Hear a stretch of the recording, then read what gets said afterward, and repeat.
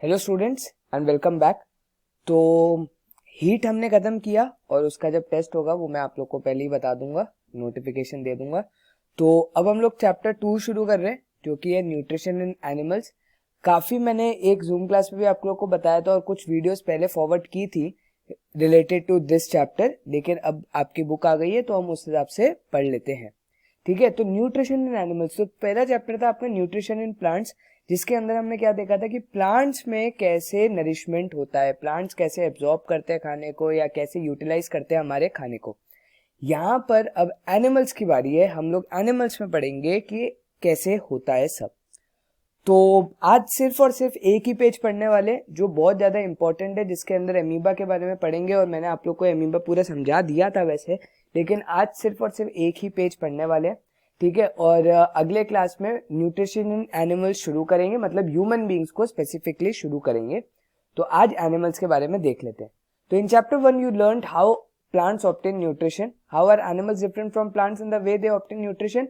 तो सबसे पहली बात तो हमने देखा था कि प्लांट्स आपके क्या होते हैं, ऑटोट्रॉफ्स होते हैं। ठीक है, और वेराज आपके एनिमल्स क्या होते हैं, हेटेरोट्रॉफ्स। ठीक है, अब बहुत ही सिंपल सी बात है कि हेटेरोट्रॉफ्स का मतलब they will feed on something other. ठीक है, वो डिपेंडेंट सोर्स है। प्लांट ने तो खुद खाना बना लिया था, कुछ कुछ थे आपके हेटेरोट्रॉफ्स भी थे प्लांट्स पे भी, लेकिन जो मेजॉरिटी थे वो उसमें हमने देख लिया कि उन्होंने तो खाना बना लिया खुद से। लेकिन यहाँ पर हम लोग खाना सिर्फ खा सकते हैं, we can just utilise what is made. ठीक है, हम लोग खुद से नहीं बना सकते। तो animals including humans depend on plants और plant eating animals for their food. So look at the animals below and write H for herbivore, C for carnivore and O for omnivore depending on the kind of food each of them eats. तो ये ठीक है, तो बेर की बात करें तो बेर आपका ओमनिवोर होता है। ठीक है, बहुत सारी स्टोरीज आप पे पढ़ी होगी, इंसानों को भी खा सकता है, इंसानों को तो नहीं बट फ्लैश खा सकता है बेर। ठीक है, और घास तो खाता ही है। डियर ऑब्वियसली हर्बीवोर है। लेपर्ड की बात करें तो लेपर्ड आपका क्या होता है, कार्निवोर होता है। और राइनोसेरस की बात करें तो राइनोसेरस आपका क्या होता है, हर्बीवोर। ठीक, ये सिर्फ घास ही खाता है। रहता भी आपको पता है कि कहाँ, बिल्कुल टूवर्ड्स द सी टाइप वहां पर रहता है। Do you know what happens to the food after it is eaten, let us learn out. तो ये एक बहुत ज्यादा इंपॉर्टेंट चीज है जो हम लोग पढ़ेंगे। ये वो सारे प्रोसेसेस हैं जो हम एनिमल्स के अंदर पढ़ने वाले, मतलब इन ह्यूमंस भी पढ़ेंगे और इन एमीबा भी पढ़ने वाले हैं। ये वो सारे आपके क्या हैं, टिपिकली आपके प्रोसेसेस है जो फॉलो होते ही होते हैं। तो अब वो प्रोसेस हम लोग पढ़ते हैं। Food is broken down in an animals body into simpler substances, मतलब जब आप खाना खाते हो तो वो आप देखो, आप भी जब खाना खाते हो तो च्यू करते हो, मतलब सिंपल सब्सटेंसेस में उसको तोड़ते हो सो दैट वो छोटा छोटा पार्टिकल बन जाए।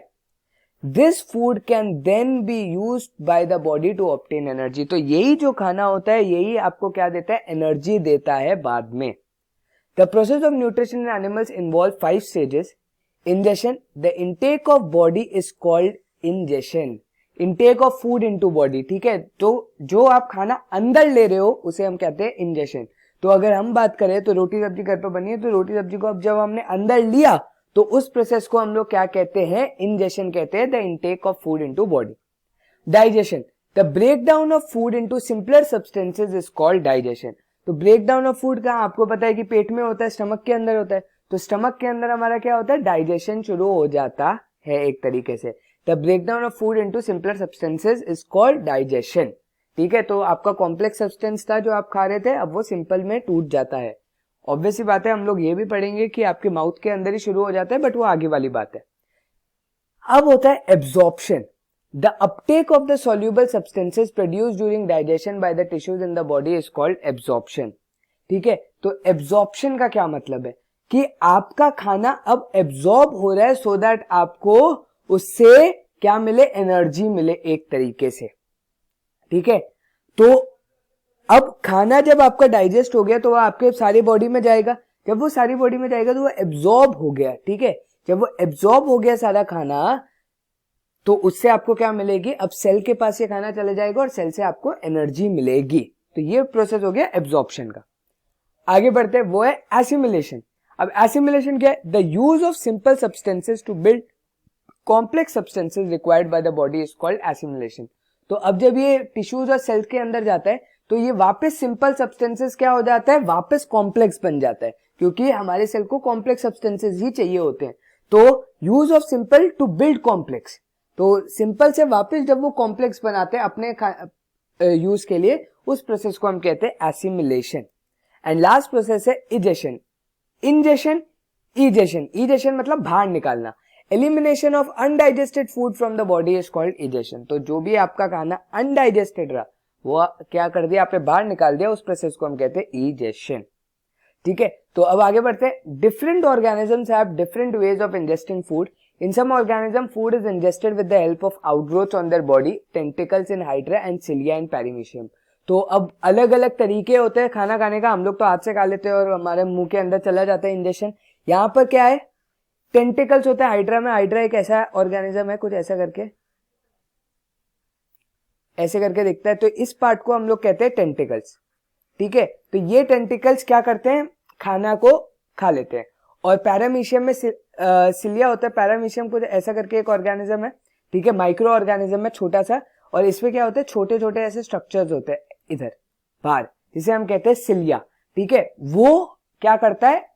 खाने को अंदर लेता है, इंजेस्ट करता है, इंजेक्शन करता है। तो ये दो तरीके हैं, ये आपका पैरामीशियम, ये आपका hydra. Small animals such as insects and worms have special mouth for ingesting food. The mouth of a bird is modified into beak, which helps to catch food and tear or crack it. Birds have different kinds of beaks depending on the kind of food they eat. Snakes swallow their food whole. ठीक है, तो snakes सीधा खाने को अंदर ले लेते हैं। जैसे आपने एनाकोंडा देखा होगा, वो ह्यूमन बॉडी जब खाता है तो बिल्कुल अंदर ही swallow कर लेता है और फिर उसको फेंक देता है जब उसका पूरा पार्ट उसका डाइजेस्ट हो जाता है। ठीक है, तो let us first learn about nutrition in one of the simplest living organism, जो कि है अमीबा। अब ये सिंपलेस्ट लिविंग क्यों है? क्योंकि ये एक सेल का ही बना है। हमने सेल के बारे में थोड़ा बहुत पढ़ा था जब मैंने वीडियो बताई थी चैप्टर 1 की। तो ये अमीबा क्या एक सेल से ही बना हुआ है, इसलिए ये बहुत ही सिंपल स्ट्रक्चर है हमारे लिए पढ़ने के लिए। और आपको पता है हमारे में कितने सारे सेल्स है। ठीक है, तो amoeba is an organism made up of a single cell. It is usually found in ponds and ditches. Its food consists of the microscopic organism found in these water bodies. It does not have very structured body. इसके पास कोई structured body नहीं है, ये फैला हुआ है। मतलब जो रैंडम शेप आप इमेजिन कर सकते हो वो अमीबा की शेप हो सकती है। ठीक है, ये एक रैंडम शेप है, ये अमीबा की शेप है। तो ये मिलता कहाँ पर है? पॉन्ड्स के साइड मिलता है। ठीक है, और ये माइक्रोस्कोपिक मतलब उससे भी छोटे जो ऑर्गेनिज्म है उसको खाता है। When amoeba senses food, जब ये इसको फूड का इधर अंदेशा होता है कि भाई देखो भाई कुछ खाना है, it forms finger like projections called pseudopodia. Pseudo means false, podium means food. तो ये एक नकली पैर अपना निकालता है। अगर आप ध्यान से देखो, ये आपका अमीबा, ये इसका न्यूक्लियस, इसने फूड को सेंस किया, मतलब देखा कि खाना पड़ा, तो इसने क्या किया, एक अपना एक नकली पैर बाहर निकाल दिया खाना खींचने के लिए, इंजेक्शन करने के लिए। इसने क्या किया, एक नकली पैर बना लिया अपने बॉडी का, सो दैट उससे क्या होगा, ये नकली पैर को अपना खोलेगा और ये बॉडी को इधर मूव करेगा और अब ये खाने को क्या कर सकता है, अंदर की तरफ खींच सकता है, विच कंप्लीटली एनक्लोज द फूड। ठीक है, अपने खाने को क्या करता है, एनक्लोज करता है, खाने को अंदर लेता है, resulting in the formation of a space और cavity called a food vacuole. तो ये जब इसने खाना अंदर लिया तो ये पार्ट आपका क्या बन गया, फूड वैक्यूल बन गया। ठीक है, इसे हम कहते हैं फूड वैक्यूल। एक स्पेस बन गई जहां पर ये खाना अब डाइजेशन होने लगेगा। Some digestive juices are secreted in the food vacuole and food is digested there. ठीक है, आप हम ह्यूमंस में ही पढ़ोगे, पेट में कुछ जूसेस होते हैं जिसकी वजह से वो आपका खाना डाइजेस्ट होता है। वैसे ही इस फूड वैक्यूल के अंदर क्या हुआ, जब डाइजेस्टिव जूसेस सेक्रेट आउट हुए तो ये खाना जो हुआ वो डाइजेस्ट हो गया। It is then absorbed and assimilated. अभी आपने पढ़ा था एब्जॉर्प्शन और एसिमिलेशन वाला प्रोसेस, वो सेम प्रोसेस अमीबा में भी होता है जब फूड वैक्यूल के अंदर खाना डाइजेस्ट होता है। And the undigested part is thrown out. तो यही फूड वैक्यूल से जो अनडाइजेस्टेड पार्ट बचा वो क्या हुआ, इजेस्ट आउट हो गया, मतलब थ्रो आउट हो गया। ठीक है, तो वही 5 प्रोसेसेस जो हमारे ह्यूमन बॉडी या नॉर्मल एनिमल्स पे होते हैं वही इसमें भी होते हैं। और इस पूरे प्रोसेस को हम लोग एक नाम देते हैं जो अमीबा का प्रोसेस होता है खाना खाने का, उसका नाम होता है फैगोसाइटोसिस। ठीक है, तो ये इसका नाम होता है इस पूरे प्रोसेस का। तो आज का लेक्चर सिर्फ इतना ही था, मुझे सिर्फ अमीबा समझाना था, क्योंकि एनिमल समझाऊंगा तो वो पूरा, ह्यूमन समझाऊंगा वो पूरा अलग ही है। ठीक है, तो ये हो गया आपका अमीबा के बारे में। होपफुली ये अगले लेक्चर के अंदर कर लेंगे, या अगर टेस्ट होगा तो वो मैं आप लोग को बता दूंगा। तो यहाँ पर हुआ आज का लेक्चर खत्म। आई होप समझ में आ जाएगा। अगर कोई भी डाउट है तो आप पूछ सकते हैं। Thank you for watching. Thank you.